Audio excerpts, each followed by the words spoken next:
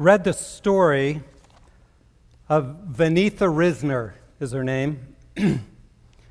A girl who, as a young girl, contracted polio, and so she walked with a limp, and she describes this, says that from that moment on, as a student in school, I decided life wasn't fair.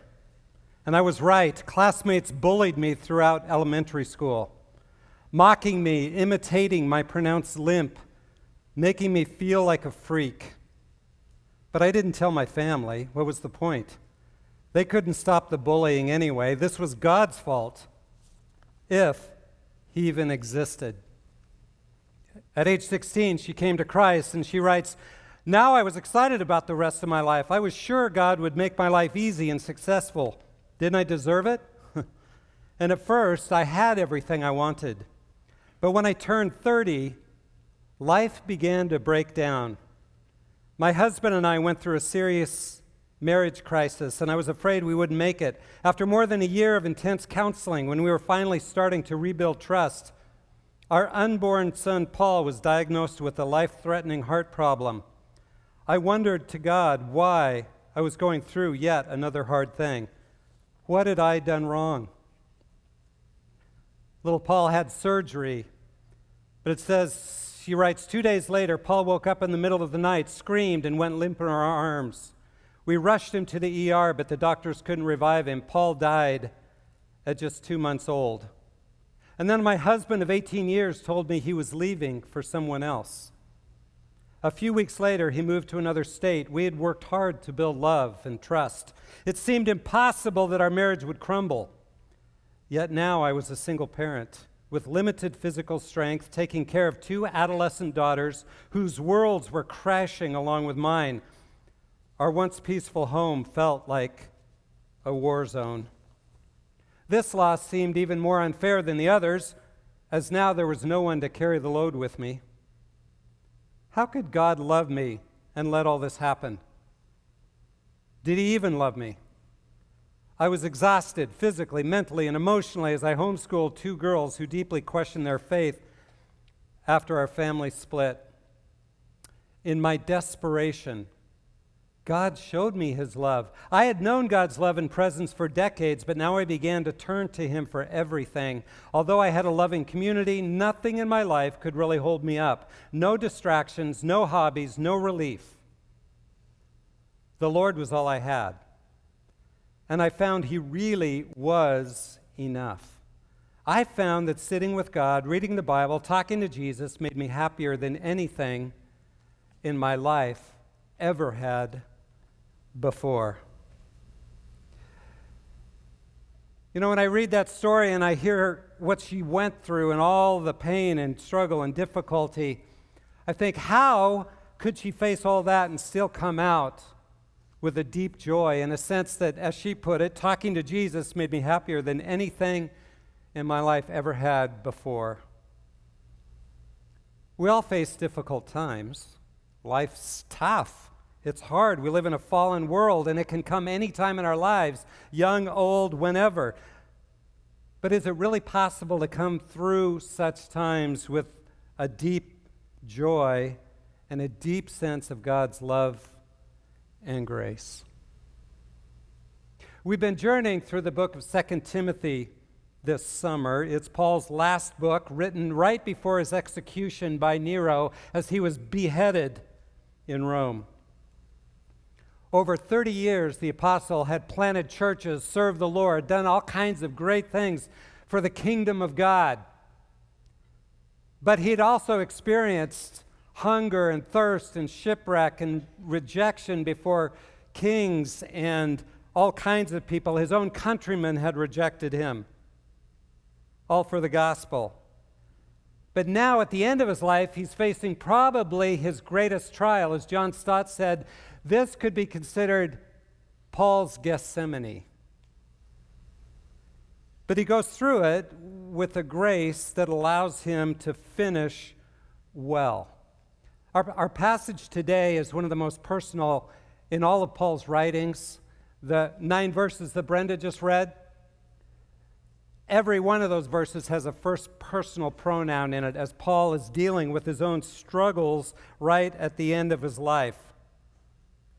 And as Paul shares openly his struggles, and we dig into those a little bit, he will help us understand how we can face life at its worst in a way that will allow us to have joy and grace and know his love even in the midst of the hardest times. Because this is such a personal passage, but you can really miss what Paul's going through if you're not careful, I want to walk us through it slowly, and I want to look at 5 painful experiences that Paul is experiencing as we see in this passage. It's easy to miss it if you just do a casual reading. The first thing I see that Paul is experiencing is loneliness. He's lonely. Notice in verse 9 where he says, "Make every effort to come to me soon. For Demas, having loved this present world, has deserted me. Crescens is gone. Titus is gone." He's feeling a deep sense of loneliness. There's a sense of desperation in the way he puts it to Timothy here, his friend Timothy that he'd ministered with, that he'd grown close to over years of ministering, traveling together. You don't really see it maybe clearly in English, but he says, "Please be in a hurry to come to me quickly." And he adds "to me." He doesn't say just come. He says, "Please come to me. I need you, Timothy. I'm going through a really, really rough time. I need you." Now, Paul was the apostle, and did he trust Jesus? Did he really need all this? Well, absolutely. We're made for relationship, and yes, he trusted the Lord. Yes, Paul said, "For me to live is Christ, and to die is gain." But he still needed people in his life. And he was feeling an intensity of loneliness here that I think is so powerful and significant. We are made for relationship, even in the Garden of Eden before the fall. Remember, God said it's not good for man to be alone. We're created to need each other. In fact, we find Christ in relationship with one another to some degree. So Paul is longing for the comfort of human companionship. He's been left alone, and he's longing. He's lonely. He's trapped in a dungeon, alone, in a dark, damp dungeon in Rome, and longing for Timothy to come as soon as possible. Some of you are living lonely lives. You can be around people all the time and still feel lonely, can't we, sometimes? We need to be able to connect with people in a deeper way. Secondly, what I see in Paul, what he's experienced, is that he's wounded. He's wounded. Verse 10, where he talks about Demas, "For Demas, having loved this present world, has deserted me and gone to Thessalonica."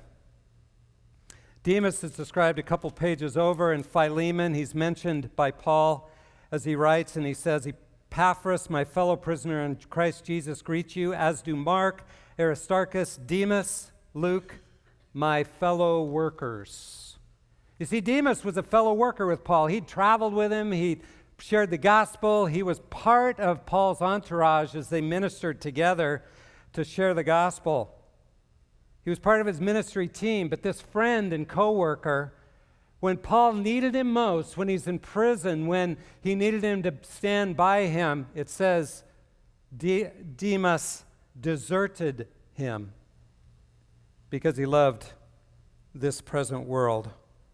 That word for deserted is one that's used in the New Testament almost always for Jesus' words on the cross when he said, my God, why have you deserted me, forsaken me?" Same word.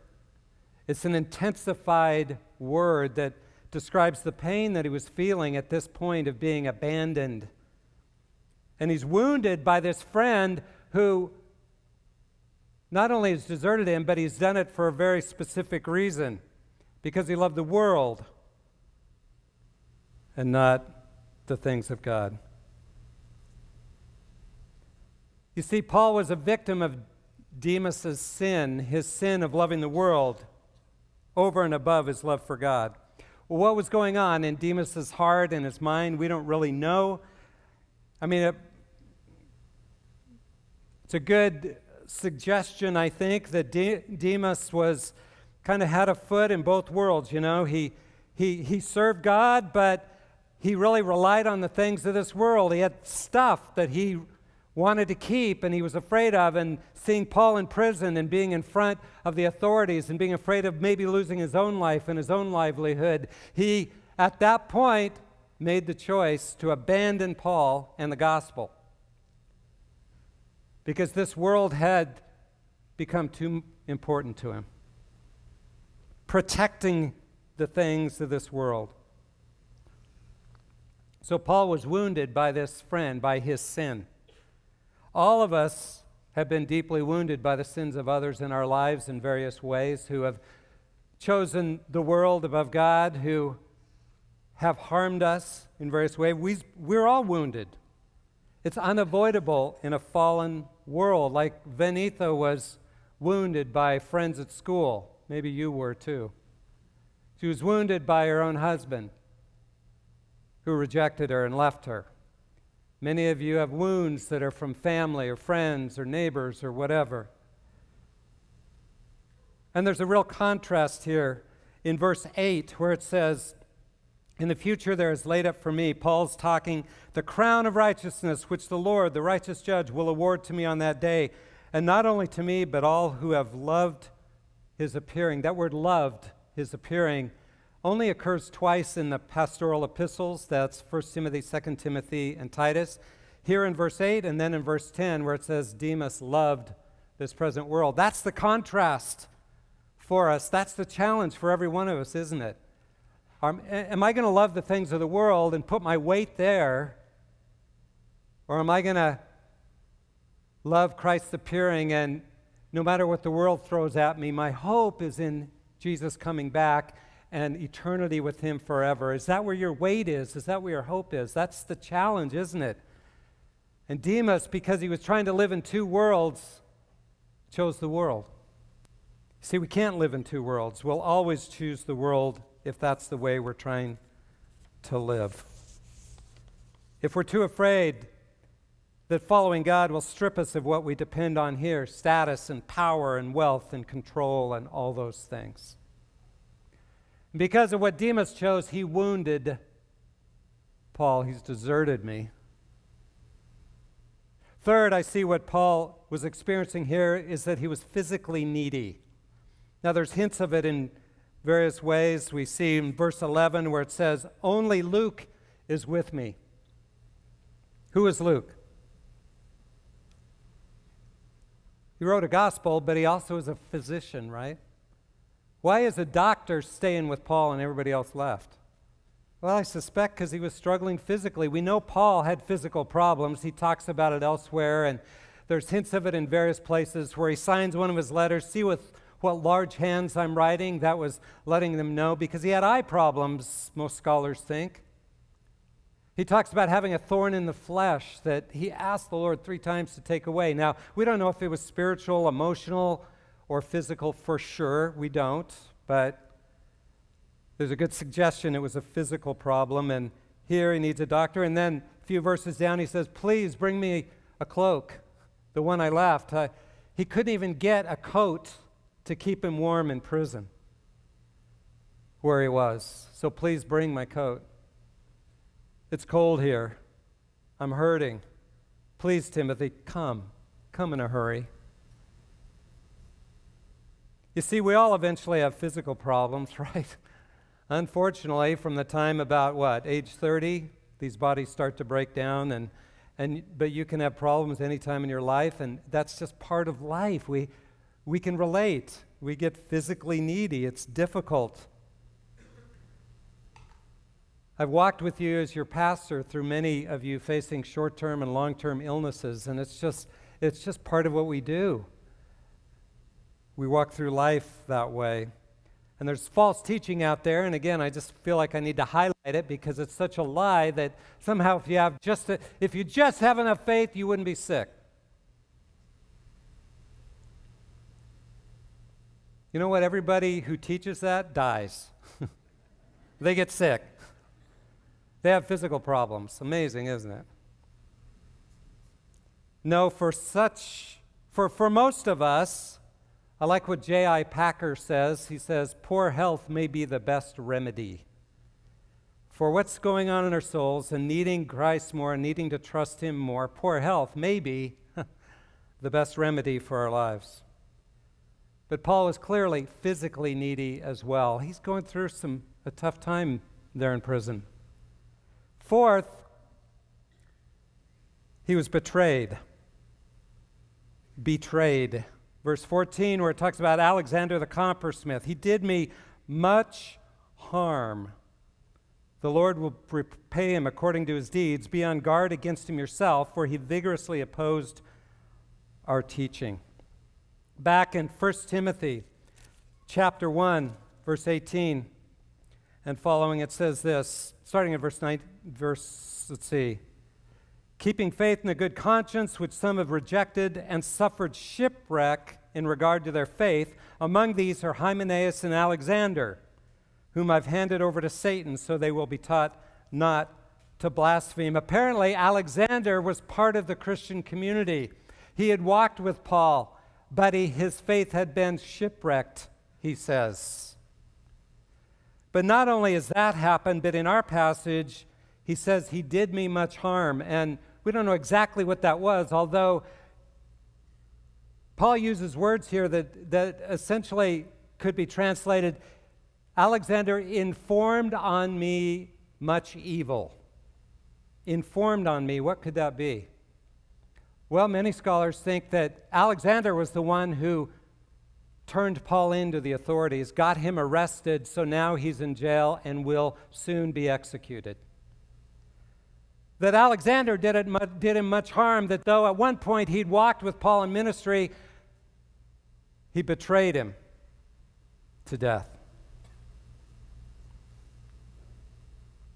When I was in my first pastorate, just a young pastor, one of the church leaders in our church, turned on me and forced me to leave, and it was a very difficult time, and I felt betrayed. But I had an opportunity to go to another church as an interim pastor in another town. I went to that church and spent time there, and I was enjoying it, and they were looking for a full-time pastor, and so I applied for the position. The church leader from the original church called the leadership there to make sure I would not be hired. I felt betrayed. But some of you have been betrayed far more significantly. Some of you have been betrayed by family, friends, in various ways. Physical, sexual abuse you've experienced. Terrible betrayal. Paul's experiencing betrayal here. And when someone you've trusted betrays you, whether it's family or friends, they've been unfaithful to you, they've lied to you, their coworker or whatever, or even a pastor, that creates trauma in our souls. And Paul's experiencing that here. And fifth, and finally, what I see Paul's experiencing is that he's been abandoned. He describes that in verse 16. In my first defense, no one supported me, but all deserted me. All abandoned me. That's the same word from Psalm 22, verse 1, from Jesus' lips on the cross. My God, why have you abandoned me, deserted me, forsaken me? You see, this was really difficult for Paul as he faced his defense. As he, in the Roman courts in those days, all your friends would show up at the court and they would speak up for you and they would say, hey, he's a good guy. They would vouch for your character, so you'd get a lighter sentence perhaps. And he says, at that defense, everybody abandoned him. All were afraid or whatever. He experienced what Jesus did when Peter denied him and was left alone. He was abandoned. It's a deeply emotional word. And we have to ask ourselves, where have we been abandoned? Where have you been abandoned? Those you thought would stay with you in your time of greatest need, and they suddenly weren't there. They're absent, too busy, too afraid, too selfish, or whatever, too busy, too much going on. You see, abandonment is really painful. They've done plenty of studies of children, and they've shown that when you have a child, an infant who's neglected, who's not held, but just left, their brains don't develop. They're much smaller, and they don't have as much brain activity. They don't end up being able to function nearly as well in life socially or mentally because of the neglect. That's why children so often in a family, in a home where they're neglected, will act out to get negative attention, because negative attention at least is better than neglect. And Paul's experiencing this kind of neglect, of abandonment. He's lonely, he's wounded, he's physically needy. He's been betrayed and abandoned by those he counted on. I'd like to think only Paul would face all these, but they're just part of life in a fallen world for us, aren't they? So the question isn't, how can we avoid these? That's not possible. The question is, how can we walk through them in a way where God's grace will be poured out and will depend on Him in a way where we still express the good news of the gospel to those around us, and where we still experience His love and mercy and goodness, even in the midst of the tough times? Well, I think Paul helps us by his example, as I, again, want to highlight 5 godly responses I see in Paul's life here. Number 1, what I see is he keeps seeking community. He keeps on seeking community. Verse 9, where it says, "Make every effort to come to me soon. Timothy, I need you here." And by the way, you'll notice each one of these begins with "keep on." You see, I think these are things we have to build into our lives now. They should be part of our lives all the time. If we just try to fit these into our lives when things get hard, then we're going to end up like Demas, and we're just going to check out. Keep on seeking community. When we're hurting, there's a tendency for many of us to just want to withdraw because the pain is great and we're hurting and we've been betrayed and people have hurt us. Why would I want to hang out with people? Paul's been betrayed and abandoned by those around him, and yet he reaches out to someone he trusts, Timothy, that he feels safe with, and says, I need you in my life as soon as possible. I need you. It's easy to think, yeah, if I'm really godly, I shouldn't need people. Well, that's just not true. That's a lie. What we tend to do then, instead of seeking out relationship, is we isolate. And when we're hurting, don't we all have our medication we go to? It could be alcohol or medication, but it might just be binging on Netflix. Working through Facebook, that's no relationship. Or other social media, or gaming, or heading out in nature. Idaho's great for that. But what we tend to do is isolate. And all those things can be used to isolate us. But Paul is intensely vulnerable here. He's been hurt, and yet he reaches out. He keeps seeking community, even though we've been abandoned and betrayed. So it's an encouragement, I think, to us to keep seeking community. Seek deeper community with others around you. I think every one of us should have at least 1 or 2 or 3 or 4 people who really know our story, who know the pain that we've been through and know our sin issues and our addiction issues, who know our life, and yet we've experienced God's grace and their acceptance of us. We need those kind of people in our lives. Last spring, I led a group of men, 10 of us, went through a workbook, Life Change for Every Christian. It's something that just helps you ask the hard questions about the woundedness in your life and about the sin in your life and the garbage in your life, and helps you begin sharing your life together. And it was 14 weeks, but in those 14 weeks, many of us shared things that we'd never shared before. And we experienced God's grace and His goodness in that group. By the way, men, we're going to start some groups this fall again. Keep an eye out. I would really encourage you to be in one of those. They're confidential, but it's an opportunity to get into one another's lives. But you don't need that.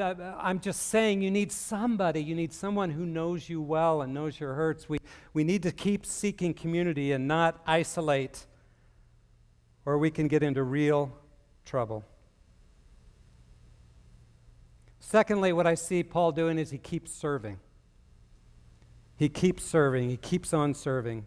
Verse 11, he says, "Only Luke is with me. Pick up Mark and bring him with you, for he's useful to me for service."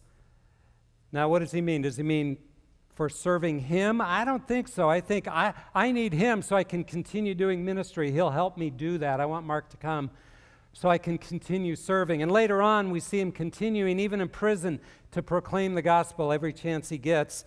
Paul has a heart that, even in his toughest times, he still has a heart for serving. And again, it's easy to just kind of withdraw when we're hurting, but I think this is an encouragement. We need to be finding ways to continue to serve even at our toughest times.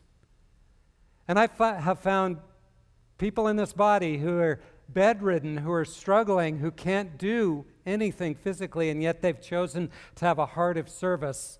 Maybe they are able to write notes of encouragement or at least pray for others, and they're continuing to think of ways that they can serve others, to make a phone call or whatever. Wherever God has placed you, whatever your issues are, don't stop serving, because that'll help you experience God's grace in the midst of the pain and the struggle. Third, what I see Paul, and this is really significant, I think, is he keeps forgiving. He's experiencing real pain from other relationships who have hurt him, but he keeps forgiving. We see it several times in this passage, like when he says, "Pick up Mark and bring him with you." Remember who Mark is? He's the guy in Acts who, when Barnabas and Paul were in Pamphylia on the first missionary journey, Mark, whatever happened, he got afraid and he abandoned them. He left them. And the next time they were going to go out on the second missionary journey, Paul and Barnabas, and Paul said, "I'm not taking Mark. I can't trust that guy." But now notice what's happened. Bring him. I need him for service. He's learned to forgive. And he's forgiven, and he keeps forgiving. Notice verse 14. "Alexander the coppersmith did me much harm. The Lord will repay him according to his deeds." Now, does that sound like forgiveness? I think it is. I think it is, because when you're unforgiving, you want to punish that person, and you're looking for a way to do it yourself. You may give them the silent treatment. You may just find a way to be mean or do something to them or whatever, but you want to repay them. At least in your thinking, you're trying to repay them. But Paul says, he did me much harm, but you know what? I'm leaving it in God's hands. I think that's forgiveness. Now, he warns Timothy and says, hey, don't get too close. You can't trust this guy, but he still forgives, I believe. And then you notice verse 16, "At my first offense, no one supported me, but all deserted me. May it not be counted against them. They abandoned me at my time of need, but Lord, please, I'm forgiving them. Don't let it be held against them." You see, when you're hurting, and especially when others have done you harm, the tendency is to fall into anger and resentment, isn't it? But if you're not practicing forgiveness every day from those who harm you, if you're not continuing to forgive now, then when things get really tough, you're going to be eaten up by that resentment, and it will destroy your ability to trust God. What is real forgiveness? Well, there's a lot of descriptions that are helpful. Dan Allender has a description, 3 parts to forgiveness that's been really helpful to me. Number 1, letting go of payback. You leave it in God's hands, as we see him do with Alexander. I'm not going to punish the person. I'm not going to be mean. I'm just going to leave it in God's hands. Secondly, if you've really forgiven, you allow your heart to be softened, where you actually, number 2, desire reconciliation. See, I don't think we've really forgiven until we desire reconciliation. Where we don't just say, yeah, I'm going to let it go. I'm not mad. I've forgiven, but I never want to be around that person again. I don't think that's forgiveness. I think forgiveness is, oh, I wish our relationship could be healed. I long for that. It can't right now because of what the person has done. I hope someday their hearts will be softened and mine, that we can somehow be reconciled. But until your heart longs for that, I don't think you've really forgiven. And then third, looking for a way to demonstrate God's love to them. Now let me put up a caution here. That doesn't mean if someone's really harmed you and they've never repented of that, that you put them in a place where you're vulnerable again. That doesn't mean that. I mean, he says, hey, watch out for this guy. But it does mean that you look for a way to show them love, and it might be just praying for them. But if you can't pray for good on that person, then you haven't forgiven. And let me say, forgiveness is so important. I just think it's so important to God that we don't get stuck in resentment and anger. Remember what Jesus said in the Sermon on the Mount, where he shares the Lord's Prayer, and right after that he says, oh, and by the way, if you don't forgive your brother who has sinned against you, then God will not forgive you. I don't know about you, but those words are like, whoa, wait a minute. That sounds like legalism or something. What are you saying here, Jesus? Well, I think what he's saying is this. Forgiveness, our experience of God's forgiveness and our forgiveness of others are so tightly joined together that if we can't forgive someone else, it means that somehow we haven't really understood God's forgiveness of us. And so wrestle with that. If there's someone you cannot forgive, then I don't believe you've understood God's grace and his forgiveness. Fourth, what I see Paul doing is that he keeps proclaiming. Verse 17, where he says, but the Lord stood with me and strengthened me so that through me the proclamation might be fully accomplished and that all the Gentiles might hear. And I was rescued out of the lion's mouth. The proclamation might be accomplished, that even in my trial I proclaimed Jesus. I was looking for a way to talk about him. You see, that's something that we need to keep on doing. We need to make that part of our lives. We need to be bold about sharing Jesus now so that when we get in the fire, we'll be able to do it then. And, you know, I love teaching the word, but for me to be bold, it's a challenge sometimes. I was at the gym just this week, and there's a guy I've been chatting with and getting to know him, and he never asked me any questions about me, of course. But we were talking about what I did this summer, and, you know, he has very colorful language. So I said, well, I visited my son who lives in the Middle East with his family, his 4 little girls, and he's like, why would he live there? And I said, well, it was like I knew I had a choice at that point. Do I talk about the Lord? I don't think this guy's going to get it, but do I be bold or not? And I said, well, you know what? He really has prayed, and he feels like God's called him to serve there overseas, to work with refugees and those who are really hurting. And he looked at me kind of weird, and he kind of turned around and walked away. But you know what I realized? That's what we need to do. We need to be bold, and people may not understand, but that's okay. And I'm not very good at it, but hopefully I'll learn to get better. But we need to keep proclaiming and build it into our lives now so we can be a witness for Jesus at the toughest times. And then finally, what we see Paul doing, and this is, of course, most important, he keeps trusting Jesus. He keeps on trusting Jesus. where he says, the Lord stood with me, strengthened me. I was rescued out of the lion's mouth. The Lord will rescue me from every evil deed and will bring me safely to his heavenly kingdom. I love Paul's perspective here, because what he says is, God's going to rescue me even if I get beheaded. I'm still rescued because he's going to take me into his heavenly kingdom. And yeah, he rescued me once from the lion's mouth. By the way, what that is about is Paul, as a Roman citizen, would have never been thrown to the lions literally, so he's being figurative here, talking about beheading. At least he was saved the first time. But then, ultimately, we know he was beheaded.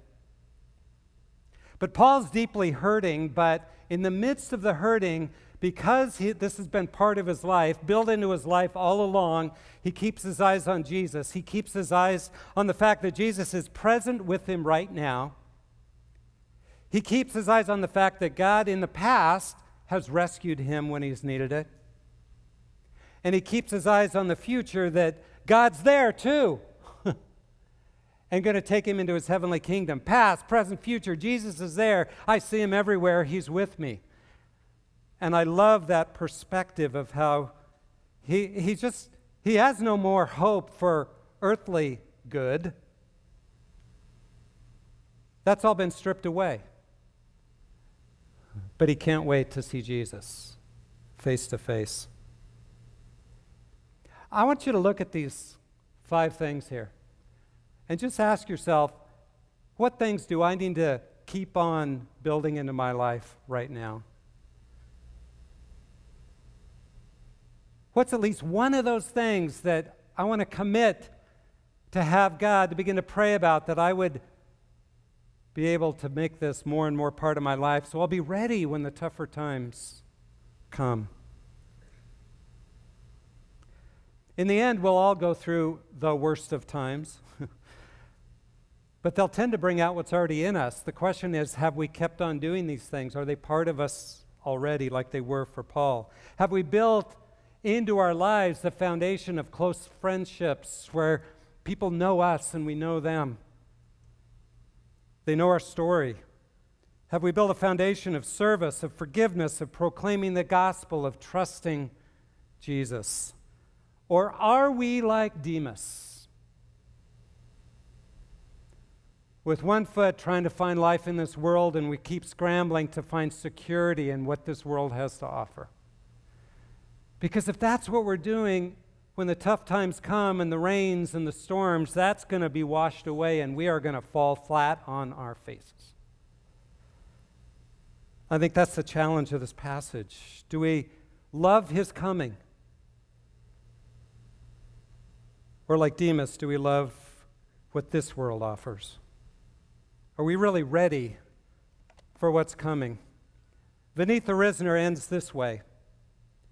I'm beyond grateful that Christ met me at age 16, so now I can spend eternity with him. But get this, I'm also grateful for my suffering, because through it, God has transformed me and made me love him even more. In fact, I echo the words of Johnny Erickson Tada. Many of you know her story, but she, at a diving accident at age 16, became a quadriplegic, who said, I wouldn't trade places with anyone to be this close to Jesus. Let's pray.